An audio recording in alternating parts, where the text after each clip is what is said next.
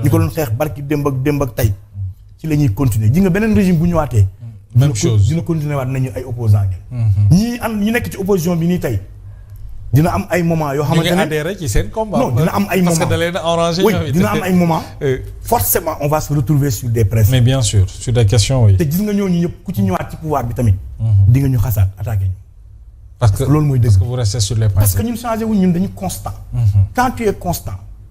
koo àndal tey bu nekkee bii posture bu nekkee ci beneen posture bi sa constance du ko neex. ñun on est constant.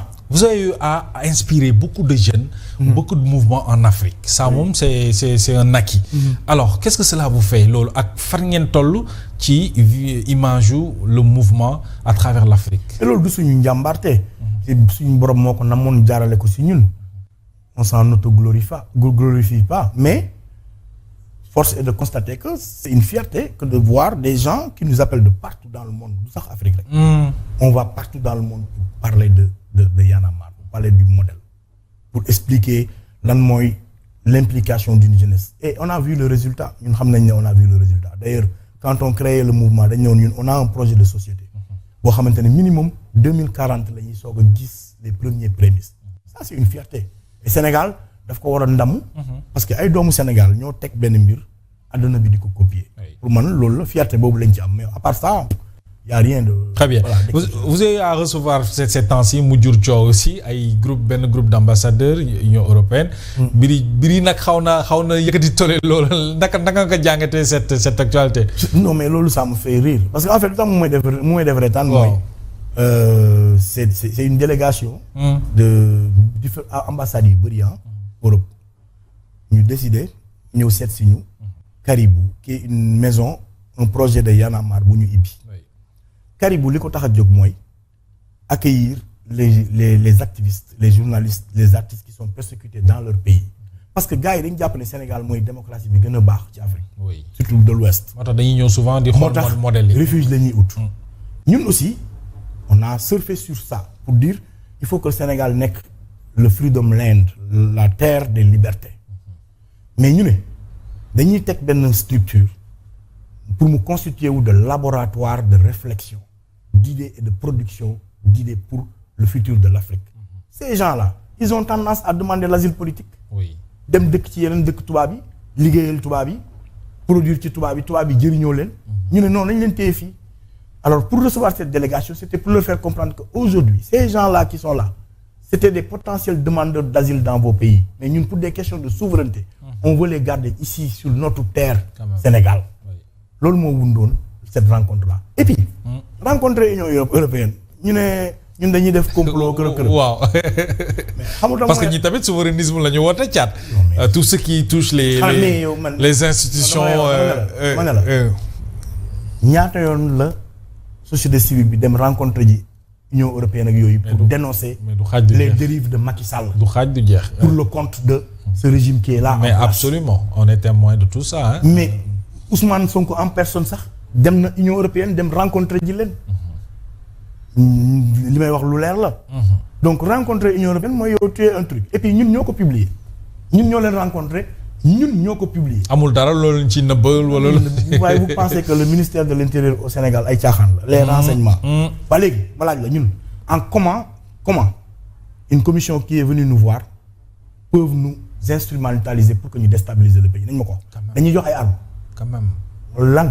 non comment nañ ma wax comment donc c'est des manipulations quoi c'est des manipulations qui visent peut-être à décrédibiliser le mouvement après li ñuy wax mooy da ngay jot financement mais dañuy jot financement nëbbuñu ko oui souvent on entend dire ça nëbbuñu ko Y'en a marre dañ leen di financer ñu ngi lekk xaalis non pas ñu lekk xaalis mais ñun nëbbuñu ko parce que c'est des activités que vous menez on a des projets qui sont financés par des partenaires pour la plupart des ONG nëbbuñu ko dañ ko assumer au vu et su de tout le monde nëbbuñu ko du ministre de l'Intérieur mais oui bien sûr notre rapport là pour l'Assemblée générale là c'est en cours pour dem ministère de l'Intérieur à chaque fois dañ koy def donc à chaque fois vous faites des rapports pour bu ñu paree Assemblée générale def état des lieux pour le ministère de l'Intérieur Assemblée générale bu ñu paree ça c'est de la transparence nomenclature bu bees bi dañ naan diw moo lekk léegi diw moo def li diw moo def li ñuy yóbbu ko foofu parce que loolu la réew mi war a doxee mais ñun ONG yi ñuy liggéeyal ñu ñuy financer ils sont implantés ici au Sénégal état du Sénégal moo leen jox ay kayit ñu mun fi exercer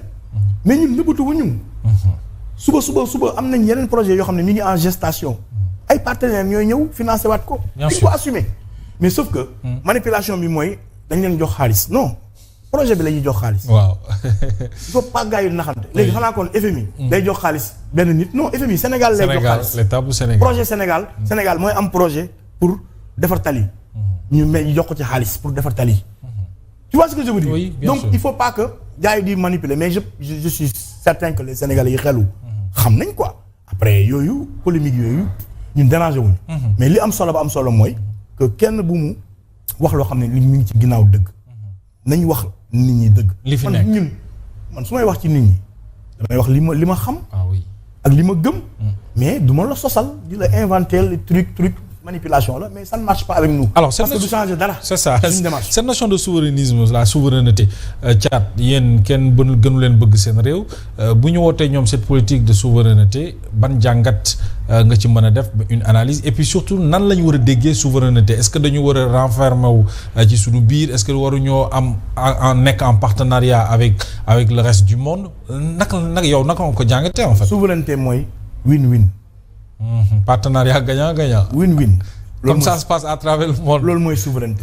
Je suis souverain on ne m'impose pas loo xam ne c'est au détriment de mon peuple. loolu mooy souverainisme. ça veut pas pour autant dire que doo liggéey ak X wala doo liggéey ak Z. soo ko waxee rek dootul nekk ci souverainisme day dem nekk populisme. parce que ñaar yooyu dafa xaw a jege. il faut très facilement. nga tarxiis dem verser dans l'autre. ci beneen mot bi. mais souverainisme man dama koy prôner. man je vais être souverain moom sama bopp. mais il y a des pas yu koy illustrer. génn fi armée française c'est un signal fort. Oui. ça dañ ko war a magnifier. mais du rek armée française. il y a des entreprises françaises qui sont implantées au détriment des entreprises yu sénégalaises oui. il y a des sociétés ay tubaab yu nekk fële. di concurrencer ay sénégalais yu nekk fii ci même domaine secteur d'activité bi yooyu yëpp da nga koy xoolaat régler ko. mais man dama d'accord ci nit ki ne suñu réew dañoo bëgg mu souverain. mu moom boppam mais après boo ko poussé ba pousse ko da nga war a am sa monnaie boo xam ne yaa koy gérer sa bopp. parce que monnaie bi daf ci war a bokk. marché yi ngay def da ci war a bokk. ce programme de financement budgétaire yi ngay noo koy defee le plan budgétaire bu réew bi. dafa am noo koy tëggee nu bokkut ak nam daan tëggee woo. donc yooyu yëpp ay ensemble la yooyu boole pour mun a réclamer wu ne yow tu es un pays souverain. maintenant nag souveraineté ne veut pas forcément dire s'isoler amul benn partenariat doo liggéey ak kenn doo ànd ak kenn non du loolu et je suis pas sûr que ñoom loolu la ñu wax parce que mënuñu wax loolu. Le Sénégal a besoin de s'ouvrir ci reste du monde. Le Sénégal doit même s'ouvrir ci reste du monde. Aujourd'hui par exemple le Moyen-Orient mi ngi pété entre l'Iran et Israël.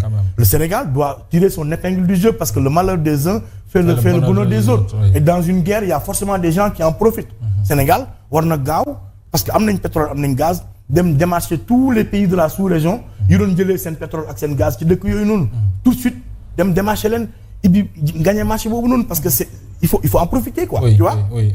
donc loolu mooy souveraineté. C'est important mooy gérer sa bopp yenn yi. renégocier ses contrats c'est important yooyu yëpp da nga koy xoolaat. mais lu baax la lu ma gëm la. mais bokkul aussi tamit ak. ci xénophobie. non bokkul ak xénophobie. que ne way damay génne yenn xeet yeeg yooyu loolu moom discours boobu baaxul. d'accord sincèrement. ça au moins c'est clair. d'accord ma ko quoi donc. je sais que amuñ ko aussi quoi mais il faut que nit ñi xam ne. voilà souveraineté. du rek war a nekk ay mots. mais ay actes forts la. yu ñuy jëf la. te actes yooyu. warul jege populisme. parce que dafay xaw a jegeyantoo trop. c'est important mais il faut nga def ko pour. c'est important day taxaw. alors Thiat aujourd'hui tukki nga ci àdduna bi yëpp souvent on soulève cette question autour de la diplomatie sénégalaise Sénégal fa mu nekkoon nañu ko xamee woon fañ ko tegoon mais léegi avec l'avènement de ce nouveau régime dañu gis ne diplomatie bi mi ngi gën di wàcc. Est-ce que vous êtes d'avis? Oui, man par contre quand le président a décidé de génn ci parti bi man loolu dama ko saluer d'ailleurs dialogue bi déggoon nañ ci loolu ne loolu dañ ko war a def sax ci constitution ne léegi président bu ñu la falee rek nekkatoo secrétaire général du parti peut-être boo demee ba fin wu mandat bu élection di amaat parti bi mën na la investiraat pour nga uti deuxième mandat mais dootoo nekk secrétaire général loolu dama ko d'accord la composition du gouvernement aussi essayer de rester sur les 25 ministres ça c'était bien sauf que d'accord ak ministère de la jeunesse sport et culture. bi ñu boole d'accord des ministères stratégiques quand même. réew mi. oui 75% ay jeunes lañ. oui ci biir loolu 70% 35 ans amuñu ko. donc il faut une politique de jeunesse bu taxaw. sport li muy regorger ci ay disciplines. mais la culture même làkk bi ñu làkk ci la bokk. yooyu pour man il fallait voir autre chose. d'accord ma forme mais aussi d'accord ma ci ki ñu tabb ne mooy ministre des affaires étrangères. d'accord ci non d'accord ma waxuma ne xamul. lu tax d'accord ci. moom laay ñëw waxuma ne xamul waxuma ne mënul. je reste même sax convaincu que ne ku aay la. mais affaires étrangères c'est porter la parole du Sénégal. oui c'est l'image du Sénégal. yàlla may na ko nag la vitrine. yàlla dafa def ci côté boobu aayu ci c'est la vérité. mënul porter suñu parole mënu ko porter amul façade bi. c'est pas sur la personne. je suis désolé oui je suis pas sur une personne. oui je comprends on comprend c'est vraiment pas contre la personne. mais bien sûr on comprend. mais liggéey bi ñu ko jox. wax naa ne gëm naa ne ku aay la parce que nag mënuñu tàbb nii rek nit noonu comme ça. oui c'est sur la base de quelque chose. loolu laa gëm. oui mais par contre pour porter la parole du Sénégal il y a mieux. il y a mieux maintenant la diplomatie du Sénégal dafa régresser sur le plan mondial club. man nag je fais très attention aux manipulations parce que nag manipulation bi du benn bord ah c'est de tout bord. c'est de tout bord. parce que qu'est-ce qu'on appelle la diplomatie à régresser. en réalité. parce que dafa am benn gars sénégalais bu bëggoon jël benn candidature gañewul. ça c'est pas un indicateur pour man. parce que yeneen pays yi aussi ils existent il y a des lobbies peut-être boo mu waxee. le Sénégal sa diplomatie instant bi amagul assise dans la sous-région. pour jël yenn aspirer yenn pays. jël leen ci côté j'ai vu Embalo di